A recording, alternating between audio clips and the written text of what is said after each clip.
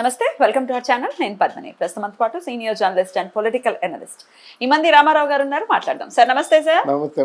Sir ఒకంత దూకుడిని ప్రదర్శిస్తున్నారు అటు ఆంధ్ర సీఎం చంద్రబాబు నాయుడు గారు, అలాగే పవన్ కళ్యాణ్ గారు ఇద్దరు కూడా. ఎందుకంటే అటు కుట్ర రాజకీయాలు కరెక్ట్ కాదు, ఎండ్ ఆఫ్ ది డే ప్రజలకు అభివృద్ధి కావాలి, మంచి పరిపాలన కావాలి.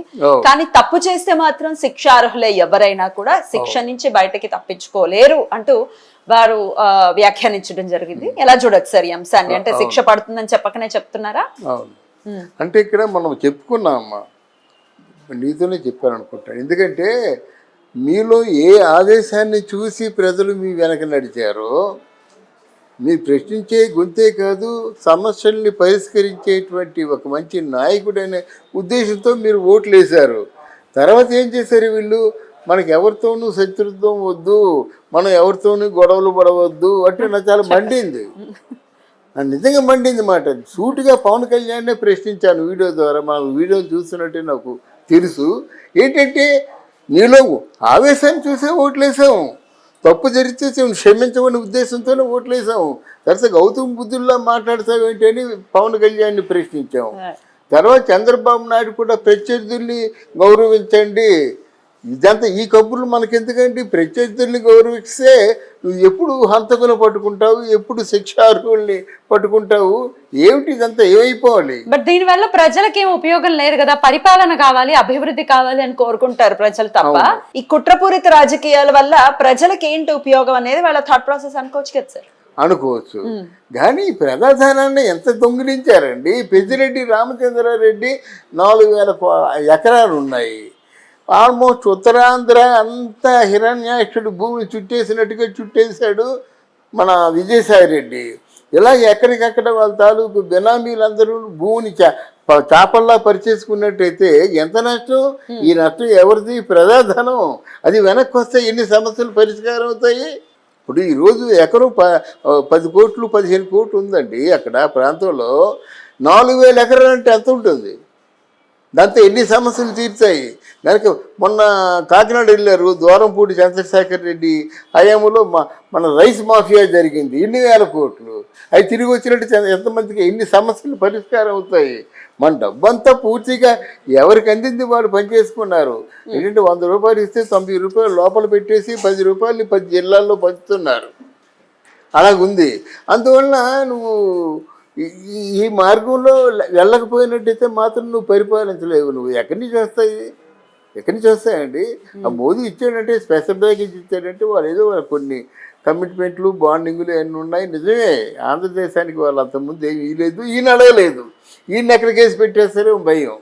అందువల్ల అలా ఉన్నారు. ఇచ్చిన లెక్కల్ని కూడా వాళ్ళు అకౌంటబిలిటీ లేకుండా అంటే మనసుకి ఎలా అనిపిస్తే అలా ప్రవర్తించాడు. దానికి మూల్యమే ఇది ఈరోజు ఎంత ఘోరంగా ఓడిపోవడం అన్నమాట.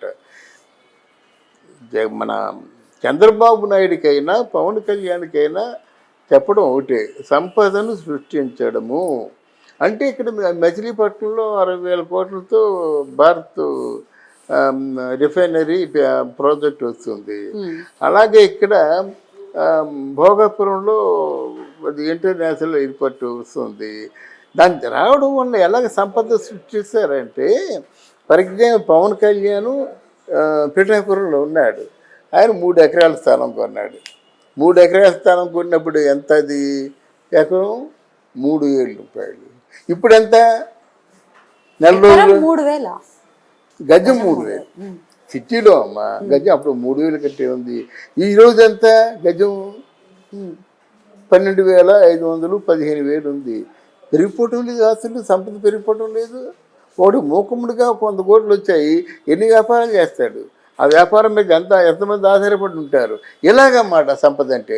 అక్కడ ఒక 1,00,000 మందికి ఉద్యోగాలు ఉన్నాయని చెప్పారు భీమునిపట్నం ఇంటర్నేషనల్, భోగాపురం ఇంటర్నేషనల్ ఎయిర్పోర్ట్లోను. ఎంత అక్కడ ఏమైపోయిందంటే, మనం కొన్నప్పుడు 3 లక్షలు ఉన్నట్టయితే గజము ఇప్పుడు 12,500 13,000 14,000 15,000. అంటే అక్కడ ఎయిర్పోర్ట్ దగ్గరలో ఉన్న భూములు మాట చెప్తున్నాను అన్నమాట. అందువల్ల ఈ సంపదను సృష్టించే మార్గాలు ఇలాగే ఉన్నాయి. 10 లక్షల కోట్ల రూపాయలు పెట్టుబడి వస్తుందనే గ్యారంటీ చంద్రబాబు నాయుడుకి ఉంది, వస్తారు కూడా. ఇంకేంది ఆంధ్రప్రదేశ్ అంత వైభవంగా ఉంటుంది. ఇప్పుడు మనకి కొత్తగా కన్స్ట్రక్షన్స్ అవసరం లేదు. విశాఖపట్నంలో ఐటీ హబ్స్ ఉన్నాయి. ఉమ్, ఎవరు వచ్చినప్పుడు కూడా అక్కడ ఎన్ని పరిశ్రమలు అప్పుడు కూడా ఐటీ హబ్ ఉంది, తయారైపోయి ఉంది. అందువల్ల రాబోయే రోజుల్లో వాళ్ళు డెఫినెట్గా మంచి పరిపాలన అందిస్తారండి. పరిపాలన అందిస్తారు. అయితే శిక్ష అర్హులకి మాత్రం శిక్ష ఎట్టి చెప్తున్నారు. పరిస్థితుల్లో పడాలి. మేము అనుకున్నాం మొదట్లో, కానీ వాళ్ళు ఇప్పుడు లాభం లేదు. వాళ్ళు పూర్తిగా నిజాలు తెలియవలసిందే. తప్పు చేసే మాత్రం ఎంతటి వాళ్ళైనా శిక్ష అనుభవించవలసిందే. దానికి ఉదాహరణగా మొట్టమొదటి శిక్ష జగన్మోహన్ రెడ్డి అనుభవిస్తాడు. ప్రతి వరుసంతరం వచ్చేస్తారు. విజయసాయి రెడ్డి, పెద్దిరెడ్డి రామచంద్రారెడ్డి, వీళ్ళందరూ ఉన్నారు కదా, వరుసలో ఉన్న నాయకులు అందరూ వస్తారు, ఇన్క్లూడింగ్ రోజా. అడిగి తక్కువ లేదు కదా, 12,000 రూపాయలు ఇట్లా అద్దుకునేది ఇప్పుడు 3,000 కోట్లు అంటే ఎలా? డెఫినెట్గా అనిపిస్తుంది అన్నమాట. ఎవ్వరు అక్కడ మన కొడాలని ప్యాకెట, కోడిపుందాలట, గంజాయి అమ్మడం, క్యాజును, ఏదో డ్యాన్సులు గీన్సులు, 8,000 కోట్లు ఇక్కడ చీకోటి ప్రవీణ్ సంపాదించినట్టు సంపాదిస్తున్నాడు. ఆయనకి కేసు ఉంటుందన్నమాట. సో ఎవరు తప్పించుకునే పరిస్థితి ఉండదు అంటున్నారు. లేదు, తప్పించుకున్న పవన్ కళ్యాణ్ కొంచెం న్యూట్రల్గా ఉన్నట్టయితే మాత్రం ఆయనకి ముందు ఆయన వ్యక్తిత్వం మీద దెబ్బపడుతుంది. ఇప్పుడు పవన్ కళ్యాణ్ ఎంత పవర్ఫుల్ లీడర్ అంటే భారతదేశంలోని పెద్ద పవర్ఫుల్ లీడర్ పవన్ కళ్యాణ్ అనుకుంటున్నారు. అందువల్ల ఆయన్ని కోట్ల వేళ్ళు చూపించడానికి సిద్ధంగా ఉన్నాయి కనుక చేయడు. అది మన నమ్మకం. ఎలక్షన్స్ ముందు చూపించినటువంటి ఆ ఫైర్ ఎప్పుడు చూపించాలి, ఎప్పుడు ఉండాలి, అదే సస్టైన్ అవ్వాలి. అది సస్టైన్ అవ్వాలి. ఈ ప్రజా జీవితాలు మెరుగుపడాలి, పేదరికం నిర్మూలన కావాలి, ప్రజలకి సంక్షేమాలు ఇవ్వాలి. తర్వాత ఏంటంటే శాశ్వత ప్రయోజనాలు కల్పించే తాలూకు పథక వ్యూహరచన చేయాలి. కానీ కొంతమంది మనం చూస్తే కొంతమంది అనే మాట ఏంటంటే నిజమే ఈ కక్షపూరిత రాజకీయాలు మాకొద్దు అని కొంతమంది మాట్లాడటం జరుగుతుంది. ఇది ఎవరి మాట కింద చూసుకోవచ్చు సార్? అటు అపోజిషన్ నుంచి వస్తున్నటువంటి మాటల కింద కన్సిడర్ చేయాలా? ఇప్పుడు ఈరోజు నాగబాబు ఓ మాట అన్నాడు, ఓ క్లూ ఇచ్చాడు. అంటే జిల్లాకు 10 కోట్లు చొప్పున ఈ పార్టీని అంటే అలజడి సృష్టించమని చెప్పేసి అపోజిట్ పార్టీ కోరుకుంటుందంటే ఎవరు కోరుకుంటుంది? వాళ్ళే కోరుకుంటారు. ఇట్లాంటి మైండ్ గేమ్ ఆడడం ఎవరికి చేత అవుతుందంటే జగన్మోహన్ రెడ్డికే చేత అవుతుంది. అది ఇప్పుడు పెనతండ్రిని చంపేసి హార్ట్ అటాక్ అన్నోడే కదా, పెనతండ్రిని చంపేసి నారాసుర రక్త చరిత్ర అనే పెద్ద బ్యానర్తో న్యూస్ రాసేవాడే కదా. ఆయనకి ఏదైనా సమర్థనీయమే.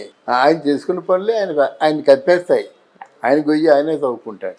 Right sir, thank you sir. Thank you నాన్న.